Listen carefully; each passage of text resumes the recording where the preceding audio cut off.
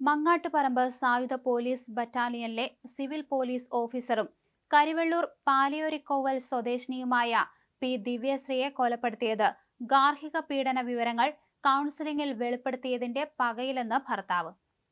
K Rajesh ചോദ്യം ചെയ്യലിലാണ് ഇക്കാര്യങ്ങൾ വെളിപ്പെടുത്തിയത്.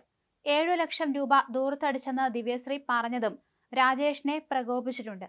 ദിവ്യശ്രീ വിവാഹമോചനത്തിൽ ഉറച്ചുനിന്നത് പ്രകോപനം സൃഷ്ടിച്ചെന്ന് ഭർത്താവ് രാജേഷിന്റെ മൊഴിയിൽ പറയുന്നു. 7 ലക്ഷം രൂപയും സ്വർണ്ണാഭരണങ്ങളും തിരികെ ചോദിച്ചതും കൊലപാതകത്തിലേക്ക് നയിച്ചുവെന്നാണ് പ്രതിയുടെ മൊഴി. ഭാര്യയെ കൊലപ്പെടുത്തണമെന്ന ഉദ്ദേശത്തോടെയാണ് വീട്ടിലെത്തിയതെന്നും രാജേഷ് വെളിപ്പെടുത്തി. പ്രതി രാജേഷ് പയ്യന്നൂർ പോലീസിന്റെ കസ്റ്റഡിയിലാണ്.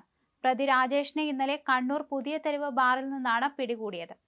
ദിവ്യശ്രീയുടെ ദേഹത്ത് പെട്രോൾ ഒഴിച്ച ശേഷമാണ് പ്രതി വെട്ടിയത്. ദിവ്യശ്രീയും രാജേഷും തമ്മിൽ ദാമ്പത്യ പ്രശ്നങ്ങൾ ഉണ്ടായിരുന്നു.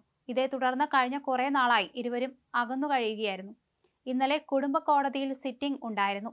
സിറ്റിംഗിലാണ് രാജേഷ് ഉപദ്രവിക്കുന്നതായി ദിവ്യശ്രീ വെളിപ്പെടുത്തിയത്. വൈകിട്ട് ദിവ്യശ്രീയുടെ വീട്ടിലെത്തിയ രാജേഷ് ബഹളമുണ്ടാക്കുകയും തുടർന്ന് വടിവാളുകൊണ്ട് ദിവ്യശ്രീയെ ദേഹമാസകലം വെട്ടുകയുമായിരുന്നു. തടയാൻ ശ്രമിച്ച പിതാവ് കെ വാസുവിന് വെട്ടേറ്റു.